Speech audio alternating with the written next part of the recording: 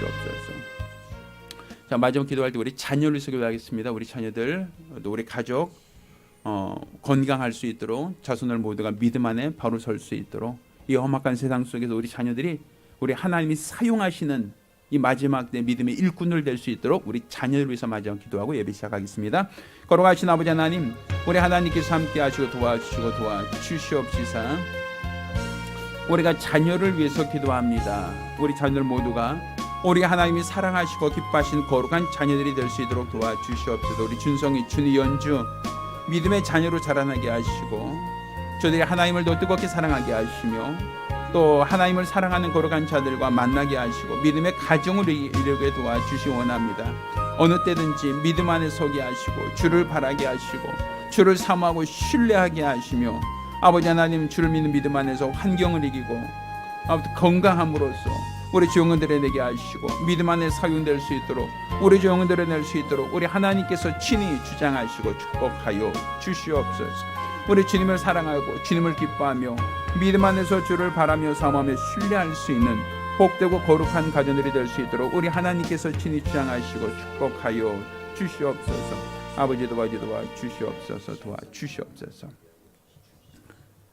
할렐루야, 할렐루야. 우리 옆에 있는 분들과 잘 오셨습니다. 오늘 예배 은혜 많이 받으시길 바랍니다. 성령 충만합시다 라고 하며 서로가 교제하고 또 격려하기를 바랍니다. 자, 오늘은 오순절이라고 하죠. 저희가 6월절을 기준으로 7번째 안식일이 돌아오는 77절이기도 합니다. 오늘 예배가 성령 충만한 예배가 되길 바라고 믿음으로 드려지는 복된 예배가 되기를 바랍니다. 자, 우리 함께 찬송하시며 오늘 주일 예배 시작하겠습니다.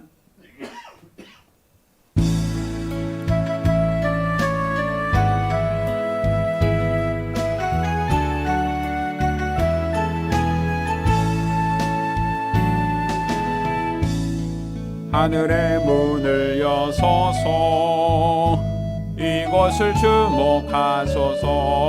주를 향한 노래가 꺼지지 않으니 하늘을 열고 보소서. 이곳에 임재하소서. 주님을 기다립니다. 기도의 양미가 하늘에 닿으니 주여 임재하여 주소서. 이곳에 오셔서 이곳에 앉으소서. 이곳에서 드리는 예배를 받으소서. 주님의 이름만이 오직 주의 이름만 이곳에 있습니다. 이곳에 오셔서 이곳에 앉으소서. 이곳에서 드리는 예배를 받으소서. 주님의 이름만이 오직 주의 이름만 이곳에 있습니다.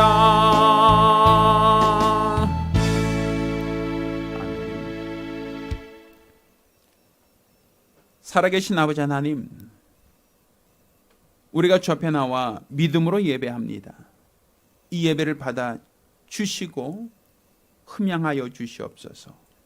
오늘 예배가 우리 하나님의 풍성하신 은혜를 경험하는 시간, 이로 인하여 우리 하나님께 우리가 감사와 찬양하는 영광 돌리는 복된 예배가 되게 도와 주시옵소서. 예수 그리스도 안에서 우리 하나님과 교통하며 화목한 예배가 되어지기를 원하오니 역사하여 주시옵소서. 살아계신 우리 주 예수 그리스도의 이름으로 기원합니다. 아멘.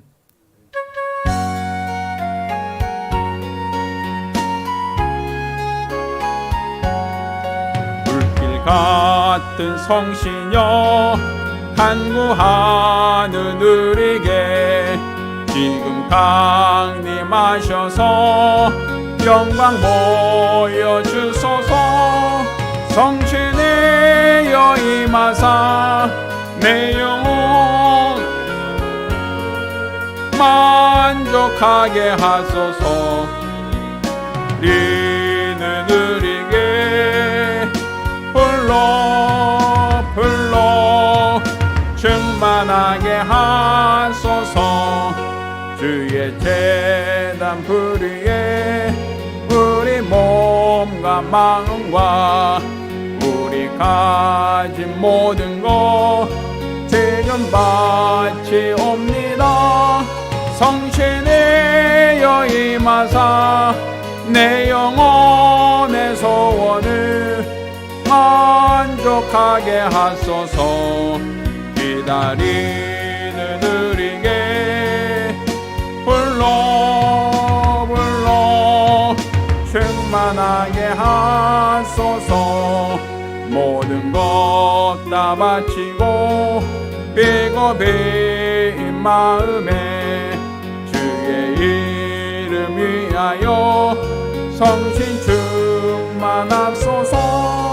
성신이여 임하사 내 영혼의 소원을 만족하게 하소서. 기다리는 우리에게 불러 충만하게 하소서. 구속하신 주께서 허락하신 성신을 믿고 간구하오니 지금 내려주소서. 성신이여 임하사 내 영혼의 소원을 만족하게 하소서. 기다리는 우리에게 불러 충만하게 하소서. 아멘.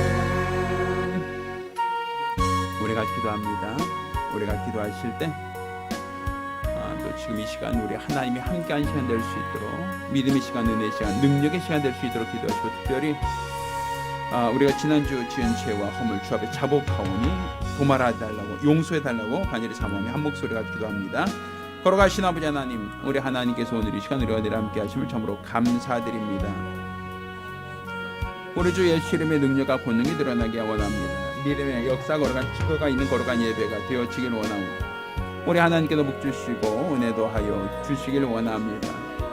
아버지 하나님, 우리들의 죄와 허물, 어리석음과 연약함을 우리 하나님께 다 회개하고 자복하오니 우리 하나님께도 용서하여 주시기를 원합니다. 믿음의 걸어간 역사와 걸어간 증거가 있기를 원합니다. 우리 주 영혼 드러내기 원합니다. 믿음 안에 붙들려 귀하게 쓰임받고 사용되어지기를 원합니다. 아버지 하나님, 아버지 도와주시옵소서. 우리 영혼 드러내기 원합니다. 믿음 안에 붙들려 귀하게 쓰임받고 사용되어지기를 원합나이다. 하나님 아버지 도와주시옵소서.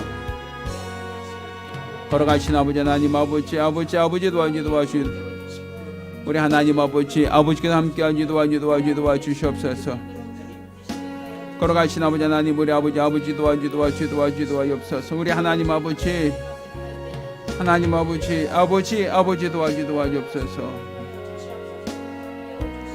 걸어가신 아버지 하나님, 온전히 우리 하나님 아버지를 믿고 하나님 아버지를 바라며 하나님 아버지를 사모하며 신뢰하며 우리 주 앞에 붙들려 귀하게 쓰임받고 사용되어져 가기 원하오니 역사하여 주시기를 원합나이다. 우리 주 영혼 드러내게 하시고 믿음 안에 붙들려 귀하게 쓰임받고 사용될 수 있도록 도와주시며 성령께서 이끄시고 인도하시는 걸어가 믿음의 가정이 될 수 있도록, 은혜 가정, 능력의 가정이 될 수 있도록 도와주시옵소서. 우리 주께서 함께 하시는 가정, 믿음의 가정 되게 원하오니 우리 하나님께 영혼 돌리는 걸어가 복된 가정 되게 원하오니 우리 하나님께서 우리들의 죄를 도말하시고 예배 성공할 수 있도록, 우리 죄를 뵙고 갈 수 있도록 우리 하나님의 큰 은혜를 도와주시고 축복하여 주시옵소서. 도와주시옵소서.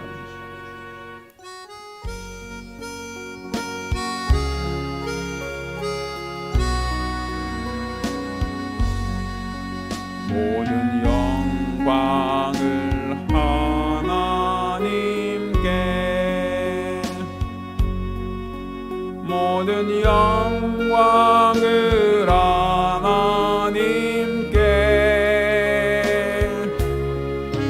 온 마음과 뜻 다해 주 사모합니다.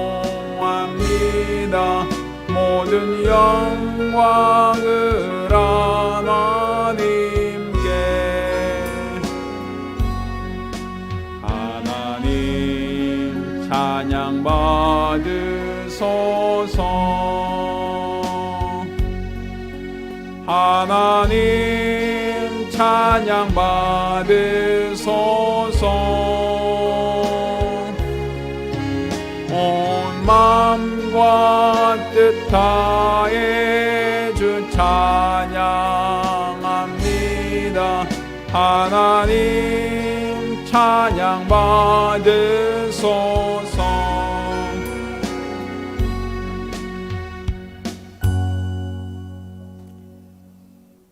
은혜로우신 아버지 하나님, 오늘 주 앞에 나와 예배케 하심을 감사드립니다. 오늘 우리가 드린 예배가 우리 주 앞에 상달되며 이로써 우리 하나님의 큰 은혜가 우리에게 임하게 하심을 감사드립니다. 또 오늘 우리가 주 앞에 드린 이 모든 예물들 우리 하나님이 받아 주시사 하나님이 즐겨 하시는 예배, 하나님이 기뻐하시는 예물 되게 하심을 감사드립니다. 주 앞에 수입의 10분의 1을 구별하여 예물 드린 손길을 기억하시고 복 주시기를 원합니다. 매주간 혹은 월간 작정함으로 예물 드린 손길도 주께서 기억하시고 복 주시기를 원합니다. 또 받은 은혜를 감사하며 감사드린 심령을 복 주시기를 원합니다. 또 우리 하나님 앞에 선교 예물 드린 자들을 기억하사 그 물질 더 많은 영혼들을 구령하는 데 사용되게 하여 주시옵소서.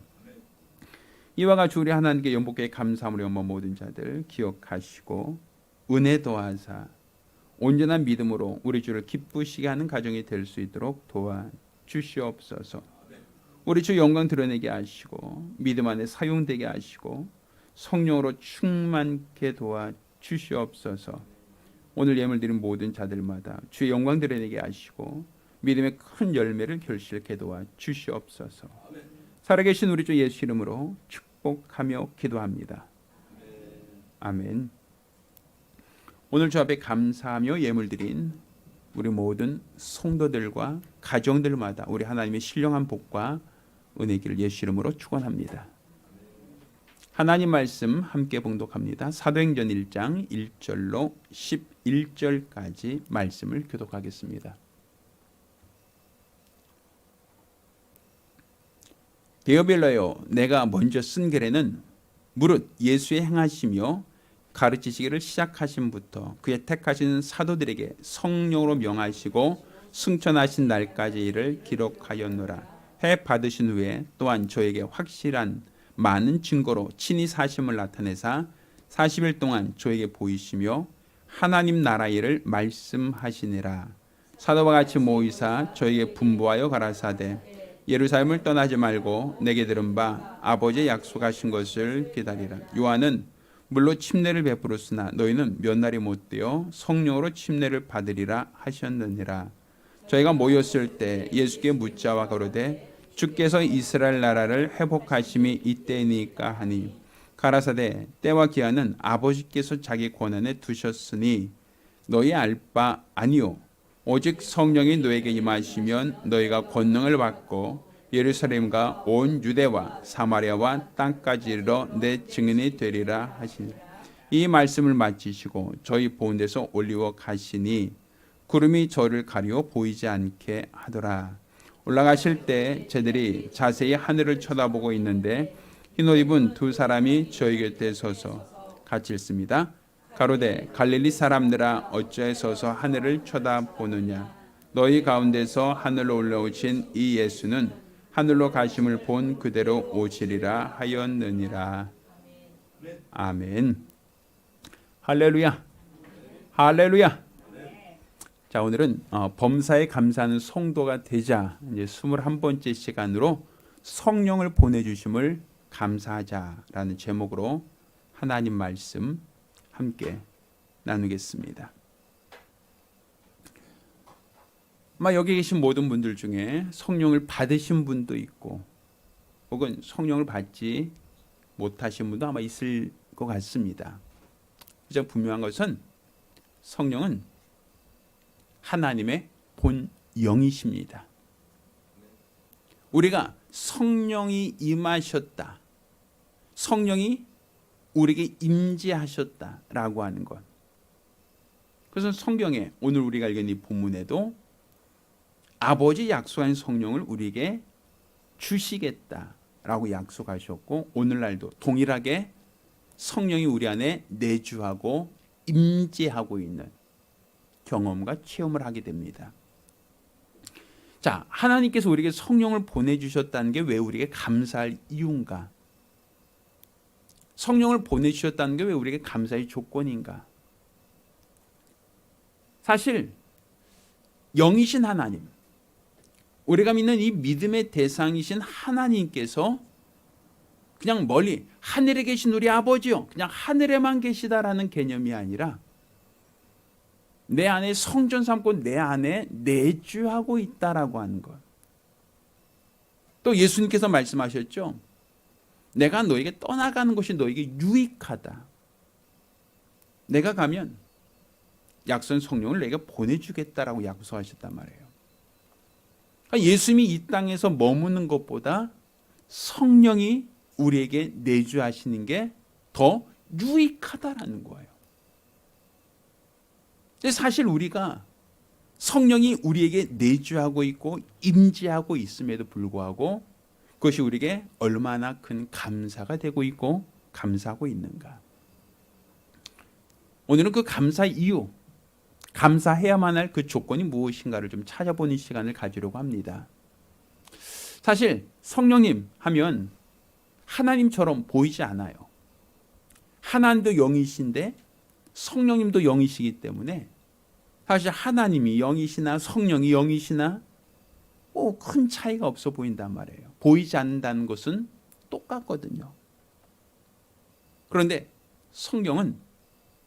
성령이 우리 안에 영으로서 내주하신다라는 것이 왜 우리에게 감사할 일인가? 자, 가장 첫 번째로 성령이 임하신다는 게 감사한 그 이유는 우리가 믿는 이 믿음의 대상 하나님, 우리가 구원받았다고 말하는 예수 그리스도의 역사, 이것이 거짓이 아니라 꾸며낸 것이 아니라 참이다, 진실하다, 그것을 보증하시는 이가 성령이기 때문입니다. 사실 하나님이 영이시기 때문에 보이지 않는다는 것과 성령이 영이시기 때문에 그 역시 볼 수 없다는 건 똑같아요. 그런데 분명한 차이가 있어요. 그것은 하나님은 무소부재하시다, 그냥 어느 곳에나 다 있다라고 얘기해요. 근데 성령님은 어느 곳에나 다 있지 않아요. 누구에게나 다 있지 않아요. 오직 하나님에게만 있는 분이에요. 그런데 그분이 하나님 안에만 계신 분이 딱 한 번, 하나님 안에서 다른 곳으로 나타나신 표적이 있어요. 그게 뭐냐면 예수예요. 예수님이 이 땅에 오실 때 성령이 비둘같이 내려서 그에게 임하심을 보시더니라고 했죠. 그러니까 성령은, 하나님은 무소부지하지만 성령은 무소부지한 분이 아니라 거룩한 분이에요. 그래서 죄 있는 곳에는 성령이 임하지 않아요. 죄와 타협하지 않는다는 거예요. 왜? 빛과 어둠은 공존할 수가 없거든요. 그러니까 성령님은 죄 없는 곳에 하나님이라고 하는 그 거룩함 안에만 계시는 분이에요. 근데 그분이 예수에게 임하셨다, 예수가 침례 받고 올라오실 때 성령이 임하셨다라고 하는 것은 예수 역시도 그가 하나님이시다라는 확실한 보증이 되는 거예요. 그러니까 성령이 우리에게 나타나는 건 뭐냐면 하나님이 참이다, 그게 거짓된 허황된 분이 아니라 참되시다라는 걸 보증하시는 분이시라는 얘기죠. 자, 예수님께서 이 땅에 오셨어요. 그 요한일서 1장의 이와 책이죠. 우리가 영생하는 말씀에 대해서는 우리가 눈으로 본 바요, 우리 손으로 만진 바요, 우리가 경청하여 소리를 들었고 우리가 감각할 수 있었다라고 얘기를 해요. 그러니까 예수는 똑같은 하나님의 아들이신데, 하나님이신데 그가 말씀이 육신을 입고 오심으로써 비로소 우리가 눈으로도 보고 손으로도 만지고 감각할 수 있는 대상이 되었다라는 거예요. 그러니까 사람들은 영이 죽고 난 이후, 영적 존재지만 영이 기능이 상실된 이후 영이신 하나님을 감각할 수 있는 능력, 영이신 하나님을 분별할 능력을 잃어버렸단 말입니다. 그래서 하나님께서 우리 죄인된 인간들에게 육체로서, 감각으로서 하나님을 눈으로 보고 만져보고 소리를 들을 수 있는 대상으로 오신 분이 누구시다? 예수란 말이에요. 그러니 나를 본 자가 아버지를 보았다라고 얘기해요. 예수님은 내가 하는 말은 내가 자유로 하는 게 아니라 아버지께서 내게 주신 말을 내가 대언하는 것이다 라고 얘기해요. 또 예수님은 나로 말미암직한 아버지께로 갈 자가 없다라고 얘기해요. 그러니까 예수를 통해서만 하나님을 알 수 있고, 예수를 통해서만 하나님을 볼 수 있고, 예수를 통해서만 하나님이 살아계시다, 전능하시다라는 걸 감각할 수 있다는 거예요. 그러니까 예수님이 이 땅에서 그분이 보여주셨던 그 모든 사역들은 내 원대로 마옵시고 아버지 원대로 되기 원합니다. 다 모두가 아버지 하나님을 전제로 하고 아버지의 뜻대로, 아버지가 원하신 대로, 아버지가 기뻐하신 일을 위하여 예수님이 이 땅에 오시고 이 땅에서 충성하시고 이 땅에서 죽기까지 복종하셨단 말이죠. 그러니 예수님의 모든 공생은 결국 하나님이 살아계시다라는 것을 증명하는 증거가 되는 거예요. 자, 그런데 성령도 똑같단 말이에요. 성령님도 아버지에게서 나오시는 성령이에요. 아버지 하나님으로 나오시는 성령이다. 그럼 결국 성령님을 통해서도 누가 드러난다? 아버지 하나님이 살아계시다는 게 드러난다는 거예요. 그러면 성령님을 통해서 아버지 하나님이 살아계시다라는 걸 어떻게 그분이 드러나 있고 어떻게 그분이 증거되고 어떻게 그분이 그 역사를 하겠느냐라는 거죠. 그것은 성령님께서 보혜사라고 표현하고 있거든요. 변호자다. 그 하나님이 유일하신 참 하나님이신 거가 그에 보내신 예수 그리스도께서 하나님의 아들이시다라는 것을 보증하시는 이가 누구시다? 성령이라는 거예요. 그러니 성령을 하지 않고는 예수를 주라 시인할 수 없다는 거예요. 성령을 하지 않고는 하나님이 살아계시다라는 것을 인정할 수 없다는 거예요. 우리 십계명 보면 하나님을 우상으로, 형상으로 만들지 말라고 했죠. 자, 하나님을 믿음의 대상을 나무나 돌이나 금속으로 모양을 만들고 섬기지 말라 그랬죠. 그래서 그것을 우리는 우상이라고 한단 말이에요. 여기서 말하는 우상이라는 표현은 언제 나왔냐면 이스라엘 백성이 애굽에서 출애굽한 이후로 광야길을 걸을 때 귀걸이나 또 그들이 손에 찬 것을 금을 내오라 해서 그걸 녹여서 만든 게 송아지 형상이었단 말이에요. 근데 그 송아지 형상을 만들 때 뭐라고 했냐면 우리를 애굽에서 인도한 신을 만들자고 얘기해요. 그러니까 애굽에서 우리를 구원한 신을 모양으로 만들어 섬기자라고 했던 게 우상이에요. 그러니까 하나님 빼고, 우리 조상이 하나님 빼고 다른 신을 섬기자는 게 아니라 우리를 애굽에서 종되었던 우리를 이끌어내신 신, 홍해 바다를 건너게 하신 그 신을 우리가 섬겨야 되는데, 문제는 모세가 신의 산 올라가서 내려오지 않아요. 그러니 우리를 인도한 신을, 그 모세를 통해서만 우리가 하나님의 소리를 듣고 따라갔는데 모세가 없어지니까 그 우리가 어떻게 하나님을 섬기겠느냐. 그러니까 우리가 직접 신을 모양으로 만들어 섬기겠습니다. 이게 우상이거든요. 우리 조상이 하나님을 모양으로 만들어 보자는 것이었거든요. 우리 조상과 무관한 다른 신을 만들자는 것이 아니었어요. 그런데도 불구하고 하나님 어떠셨어요? 우상 만든 자들을 다 죽였죠. 그걸 헌신이라는 표현을 써요, 성경에는. 진 이쪽에서 저쪽까지 쭉 다니면서 아예 그거 만드는 데 관여된 모든 사람을 다 도륙하였다라고 표현하고 있어요. 남자든 여자든 아이든 상관없이 다 죽이죠. 왜? 하나님은 형상으로 만들어 섬기는 것을 원하지 않으세요? 원하지 않는, 하나님이라 할지라도 형상 만들고 섬기는 걸 원하지 않는단 말이에요. 근데 요즘 사람들 어떻게 섬겨요? 십자가 걸어놓고 그 십자가 보면서 섬기잖아요. 마리아 모양 만들어 놓고 예수 품 안에 있는 모습을 거기서 기도하잖아요. 하나님은 형상 만들고 섬기는 걸 원치 않는데 마리아나 예수의 상을 만들어 놓고 거기다 섬기는 걸 하나님이 기뻐하시겠어요? 아니면 십자가 만들어 놓고 거기다 절하는 걸 기뻐하시겠느냐고요, 하나님께서. 그러니까 하나님이 성령을 영으로 보내주신 이유가 무엇인가?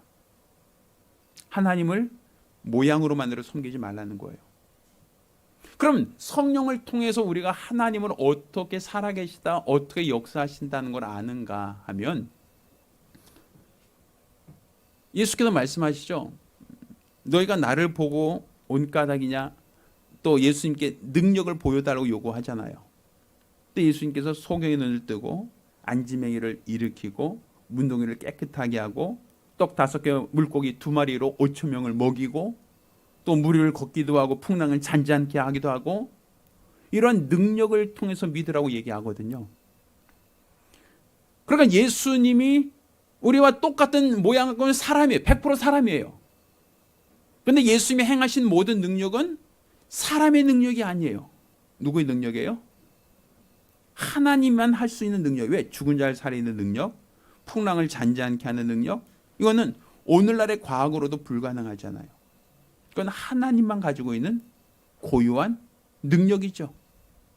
그러니 예수님이 행하신 그 표적을 가지고 믿으라고 한 것처럼 성령도 마찬가지예요.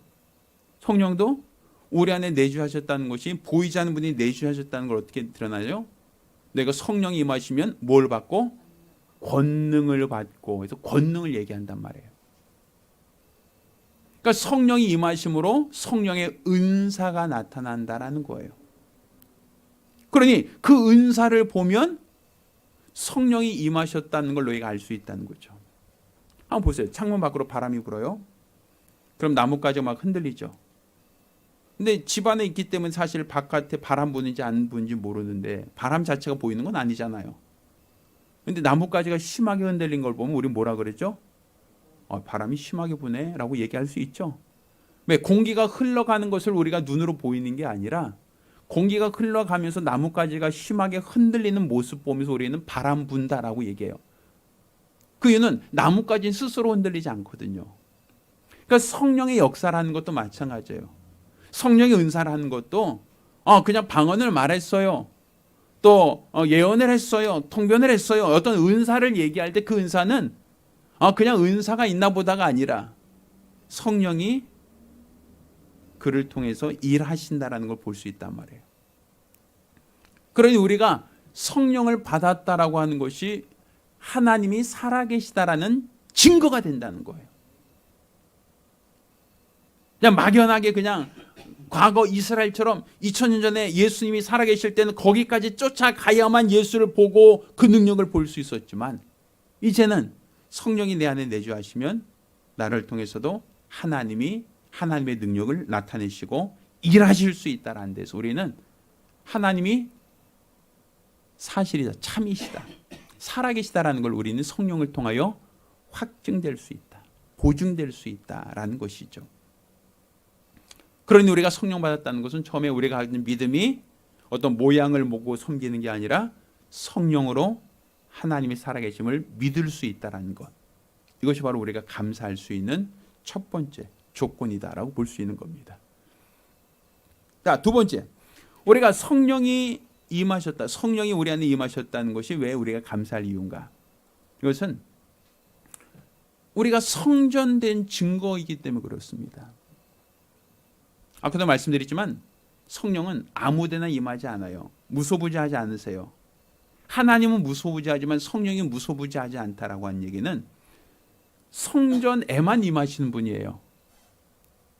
하나님은 거룩한 곳에만 그 이름을 두시는 거예요. 그러니 하나님은 무소부지하다. 하늘이나 땅이나 바닷속이나 어느 곳이나 늘 충만하시다라고 할 수 있죠. 그렇지만 성령님은 믿지 않는 자 속에 들어가지 않아요. 불신자 속에 임하지 않으세요. 오직 예수의 피로 구속받은 자에게만 임하셔요. 그러니 내가 성령 받았다는 것은 다른 말로 무슨 얘기가 되냐면 나는 죄사함 받았다는 증거가 돼요. 내가 성전이 되었다는 증거가 됩니다. 내가 성령 받았다는 얘기는 다른 말로 나는 거룩한 성전이라는 표적이에요. 난 죄사함 받았다는 증거예요.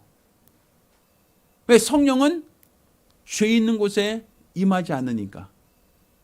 성령님은 빛과 어둠이 같이 공존할 수 없듯 물과 기름이 같이 섞일 수 없듯 성령님은 죄 가운데 거하지 않으세요. 하나님의 거룩한 영이란 말입니다. 그러니 내가 성령 받았습니다라는 것은 내가 죄인입니다. 난 죄인입니다. 죄인인데 성령이 임하지 않으세요.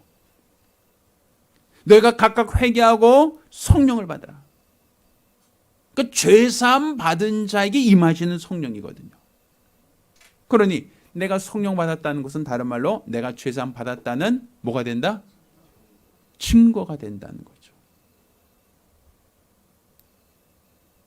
사실 어떤 일부 종파에서 이렇게 얘기해요. 당신 죄 있어요 없어요? 없는데요. 용서 받았는데요. 그러면 남을 미워한 적 있어요 없어요? 있죠. 남이 어떤 좋은 거 갖고 있을 때 갖고 싶은 적 있어요 없어요? 있죠. 그럼 그거 죄 아니에요? 죄인가요? 그럼 당신 죄 있네요. 그렇네요. 당신 죄 있으면 천국 못 가요. 그러면 그런가요? 내가 죄 있네. 왜? 양심에 의해서 우리는 늘상 가책을 느끼거든요. 내가 거짓말할 때 혹은 내가 어떠한 다른 사람에게 원치 않는 어떤 피해를 주었을 때 우리는 죄의식을 갖거든요. 양심의 가책을 느낀단 말입니다.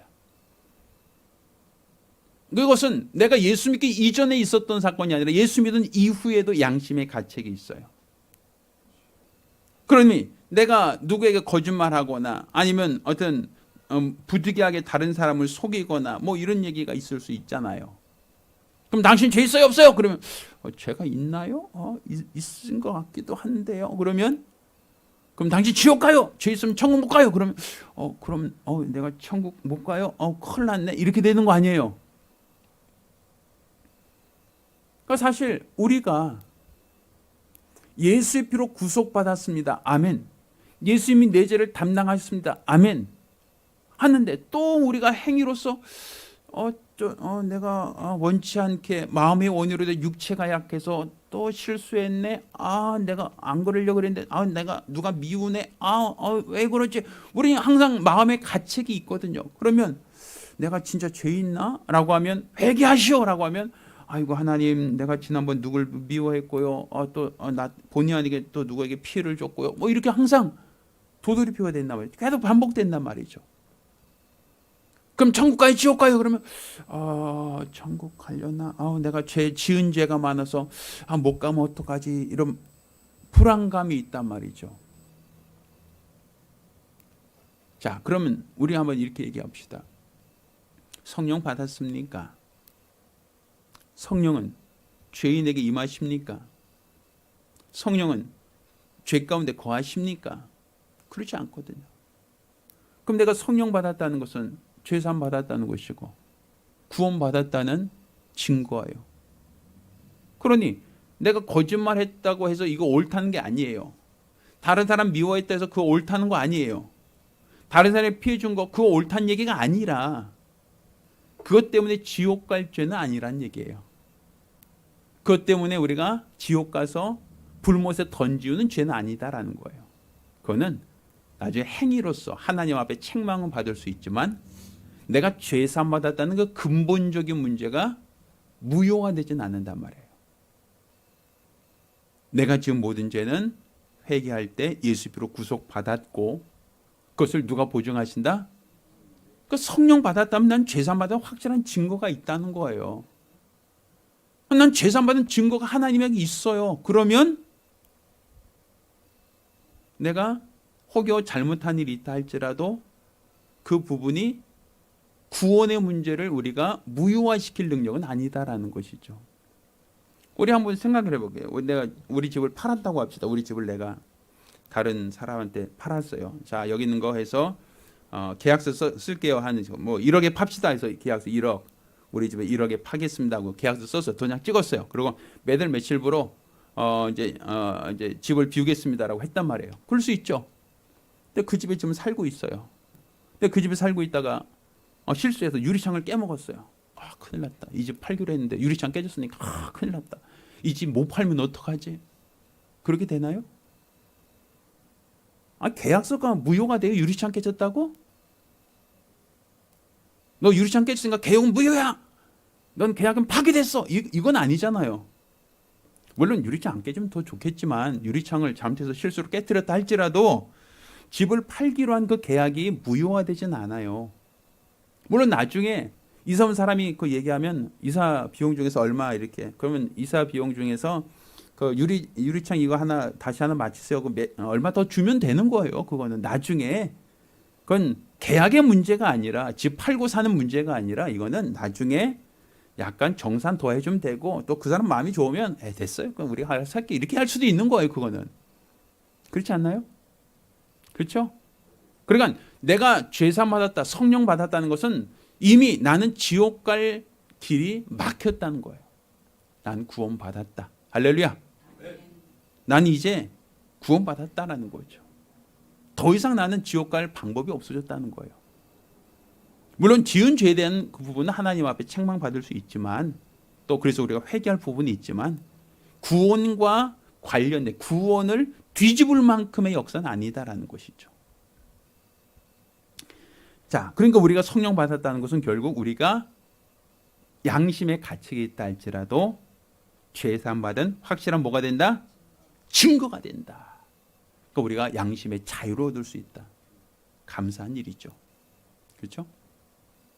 또 세 번째 우리가 성령을 받음으로 인하여 우리가 감사할 수 있는 것은 성령이 우리 연약함을 도우신다는 것. 그것이 우리가 감사할 이유예요.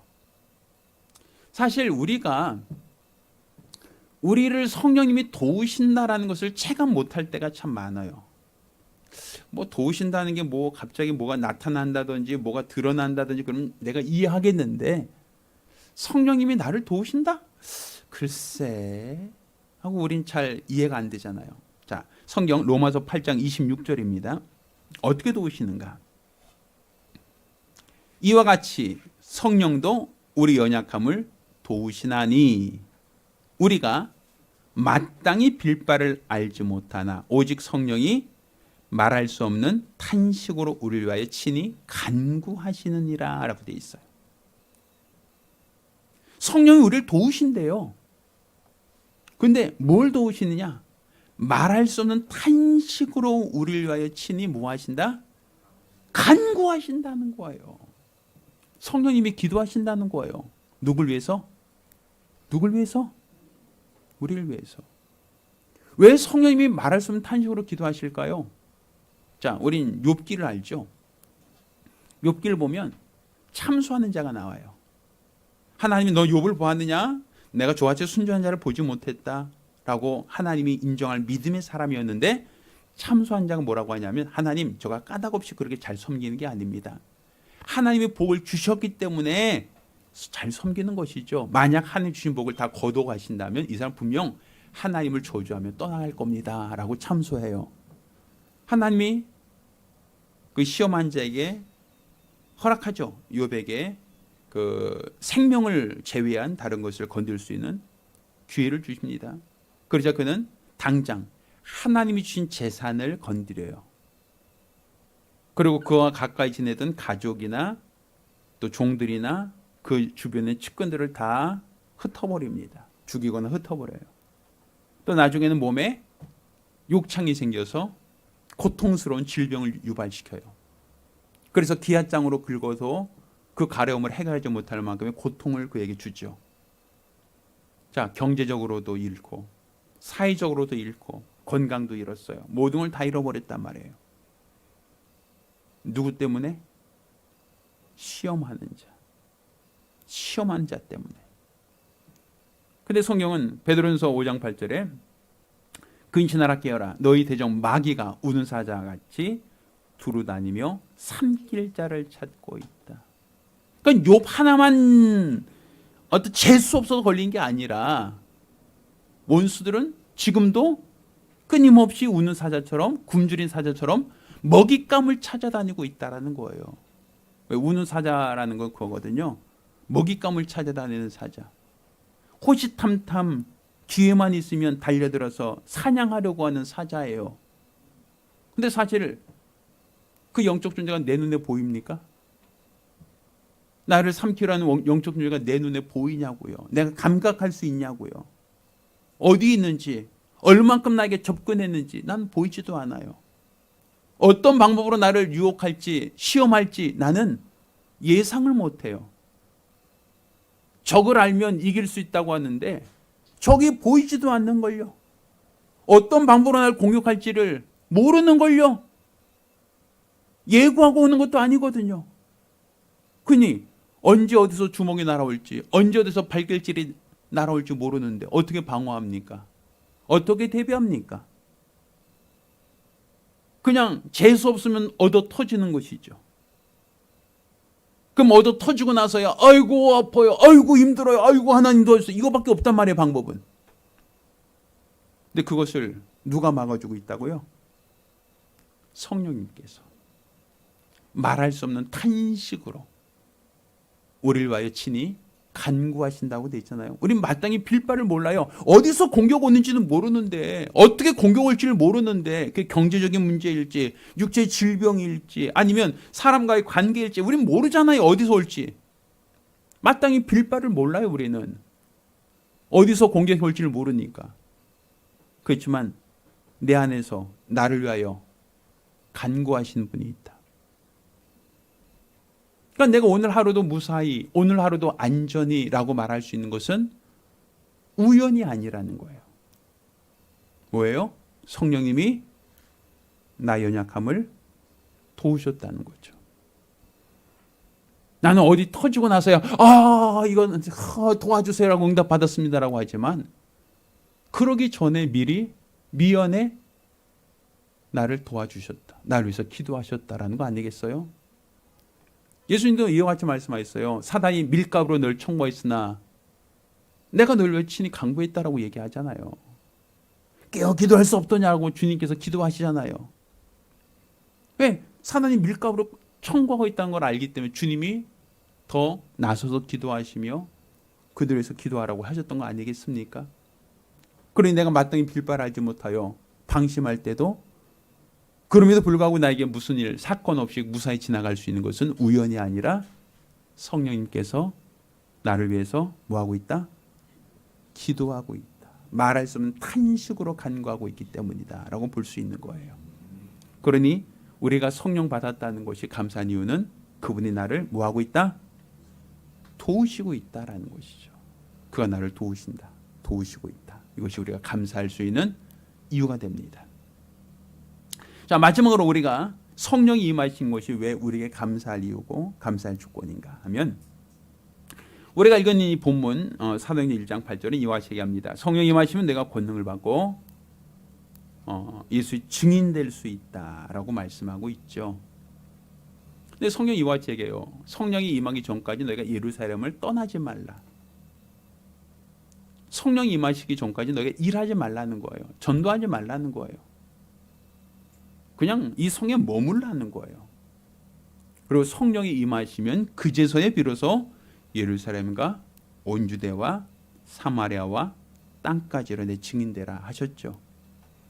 그러니까 우리가 주를 위해서 일할 수 있는 것도 성령이 임하신 이후예요. 예수의 부활을 목격한 이후가 아니에요. 예수의 능력을 목격한 이후가 아니에요.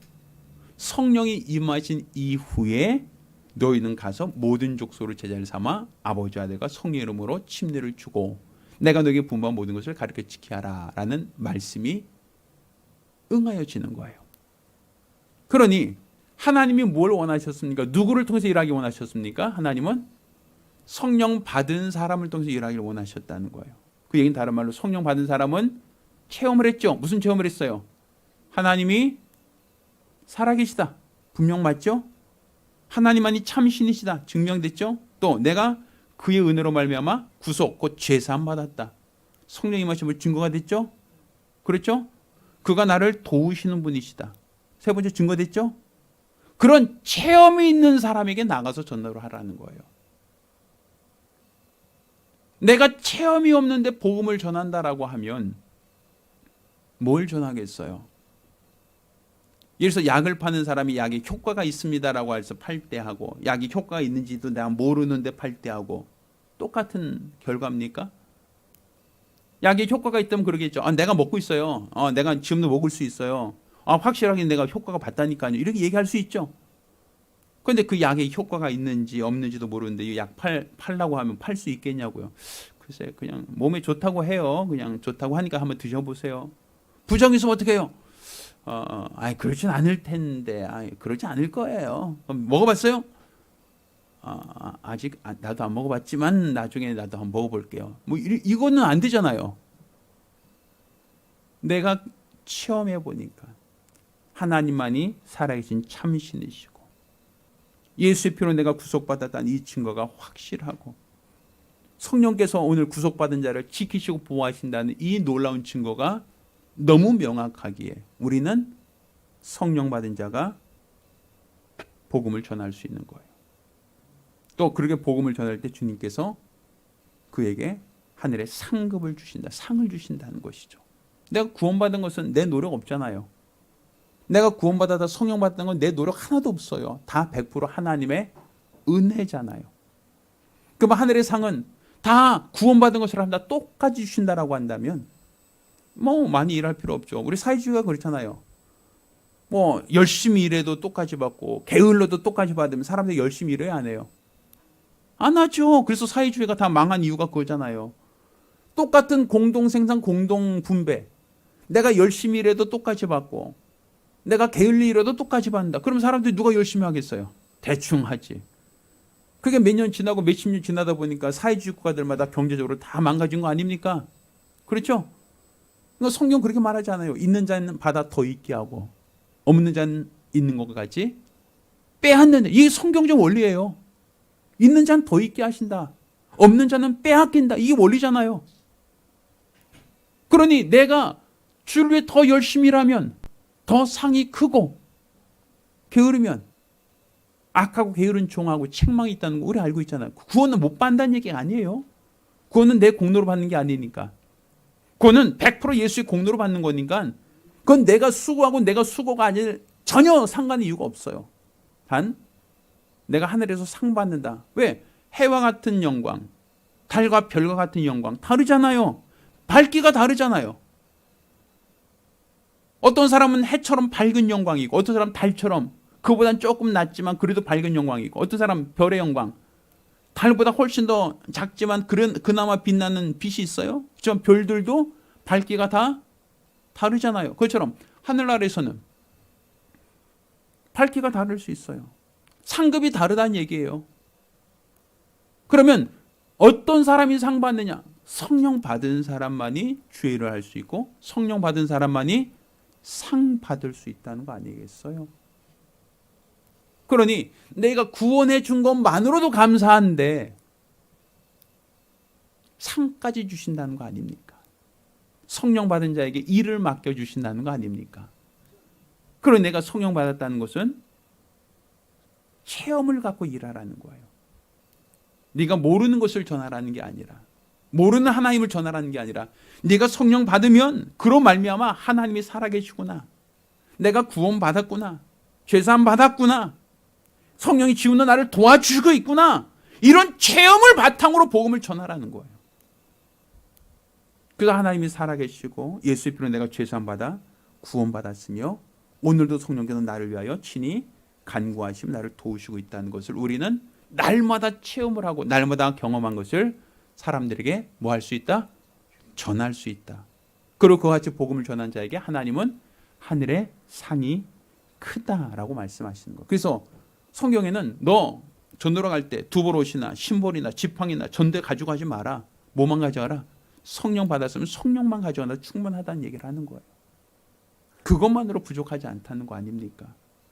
그러니 우리가 성령을 보내준 게 왜 우리에게 감사한 일인가? 이것은 우리가 하나님을 알고 그의 피로 구속받은 은혜를 알고 또 오늘날도 우리를 도와주는 성령님을 알고 또 성령의 은사와 능력으로 우리가 복음을 전할 수 있는 사명자가 될 수 있다는 것. 그것이 바로 우리가 하나님께 감사할 수 있는 감사의 이유가 됩니다. 할렐루야. 우리가 기도합니다. 우리가 기도하실 때 우리에게 성령을 보내주신 우리 하나님께 감사하며 그 은혜로 감사하며 성령 충만함으로 우리 주일을 감당할 수 있게 해달라고 간절히 사모하며 한 목소리로 기도합니다.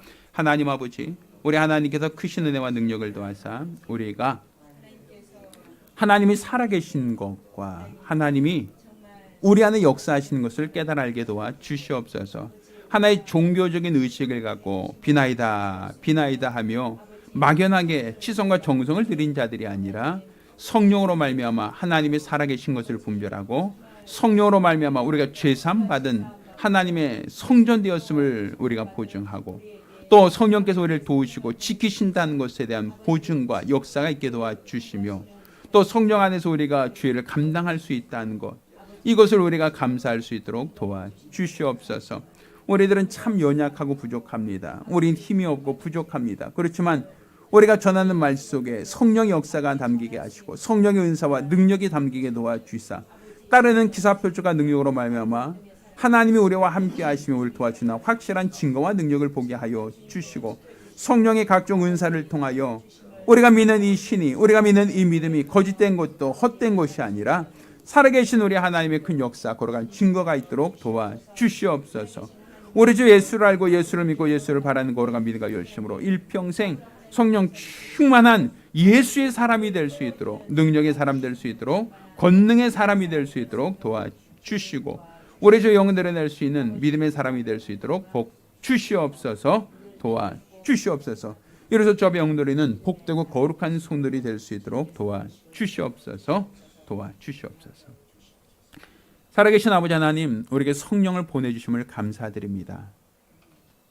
보이지 않는 하나님이 살아계신 참신이라는 것을 우리에게 알려주심을 감사하고 또 예수의 피로 우리가 구속받은 하나님의 자녀라는 것도 알려주심을 감사하고 또 구원받은 자를 도와주고 지키심에 우리를 위하여 말할 수 없는 탄식으로 우리를 지키시고 보호하심을 또한 감사드립니다. 또 이와 같이 우리가 받은 은혜와 체험을 기초로 하여 주의를 할 수 있도록 성령 충만함으로 복음을 전하게 하셨사오니 우리가 일평생 우리 주 예수를 나타내낼 수 있는 믿음의 사람 될 수 있도록 도와주시옵소서. 살아계신 우리 주 예수 이름으로 기도드렸습니다. 아멘. 할렐루야. 할렐루야. 한 가지 제가 좀 빠뜨렸는데 요 한 가지만 더 덧붙일게요. 성령의 은사와 능력은요. 성령 받았으면 항구적으로 은사와 능력이 나타나는 게 아니에요. 뭐냐면 한전에서 전기가 우리 집으로 연결돼 있는 거와 똑같은 거예요. 전기가 우리 집에 연결돼 있으면 이게 형광등이 켜지고 우리가 에어컨이 켜지죠. 그렇죠? 그런데 전기가 딱 끊어지는 순간 어떻게 돼요?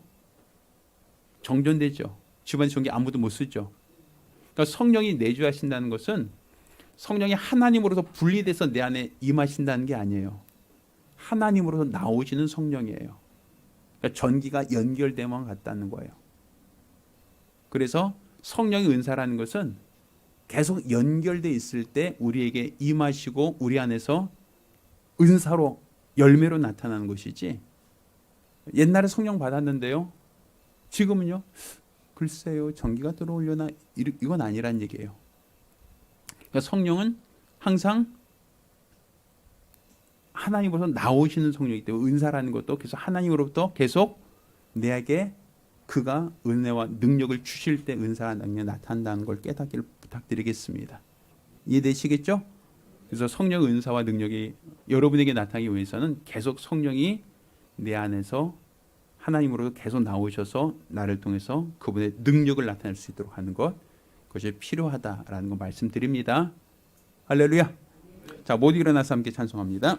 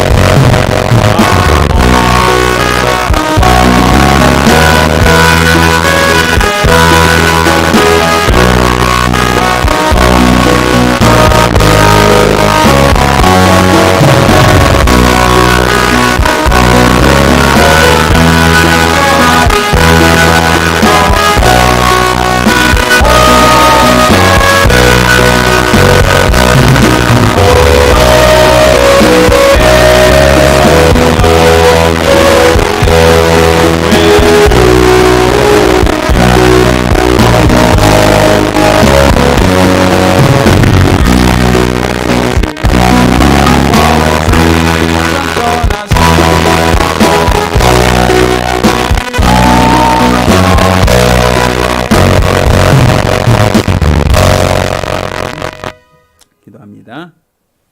이제는 우리 주 예수 그리스도의 은혜와 아버지 하나님의 그 진하신 사랑과 보혜사 성령님의 교통하시고 역사하심이 오늘 이와 같이 우리 주께서 성령을 우리에게 보내주심으로 성령 충만하여 하나님이 살아계신 것과 우리가 구속 곧 죄사함을 받은 것과 성령께서 말할 수 없는 탄식으로 우리 위하여 친히 간구하심을 알고 이와 같은 간증에 처하여 복음을 전하며 증거하기로 결심한 우리 모든 성도들과 가정들에 이제로 도용까지 함께 있을지어다. 아멘. 아멘.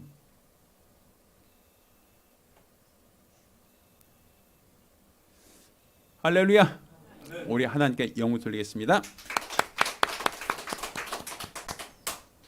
예, 감사합니다. 저희가 금년도에는 범사에 감사하는 성도가 되자라는 슬로건으로 목회를 하고 있고 말씀을 함께 나누고 있습니다.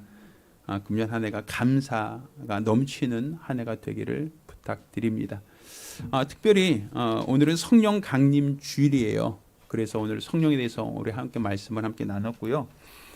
원래 맥주 감사절과 성령 강림 주일은 같은 날인데 우리나라는 이스라엘과 다르게 추수적인 부분에 있어서 맥주라는 부분에 있어서는 저희가 6월 말 정도에 우리나라는 추수를 한대요. 그래서 우리나라 전체 기독교에서 성령 강림절은 그냥 성령 강림하는 걸 우리가 그날은 기억하고, 그리고 맥주 감사는 실제적으로 우리가 추수한 다음에 감사하는 게 낫겠다라고 해서 7월 첫째 주일에 맥주 감사주일로 이원화시켜서 지금 현재로는 지키고 있다라는 얘기를 들었어요. 그래서 제가 맥추감사주일은 7월 첫째 주일을 하는 거로 하고 오늘은 그냥 맥추감사주일은 아니고 오순절 우리가 성령 강림 주일이다라는 것은 그렇게 우리가 기억해야 될 것 같다라고 말씀드립니다.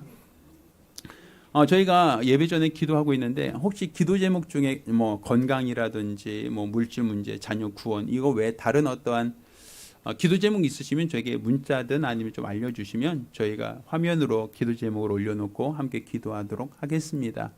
혹시 뭐 은밀하게 공개되면 안 되는 것이라면 저희가 할 수 없지만 그렇지 않고 중보 기도가 필요하시다면 기도 제목을 제출해 주시면 함께 기도할 수 있도록 그렇게 하겠습니다. 저희 교회는 온라인과 오프라인을 통해서 항상 예배를 드리고 있어요. 또 다시 듣기 가능하니까 우리 집사님들께서 말씀 항상 반복해 들으시면서 은혜 받는 성도들이 되기를 부탁드리겠습니다. 이상입니다. 감사합니다.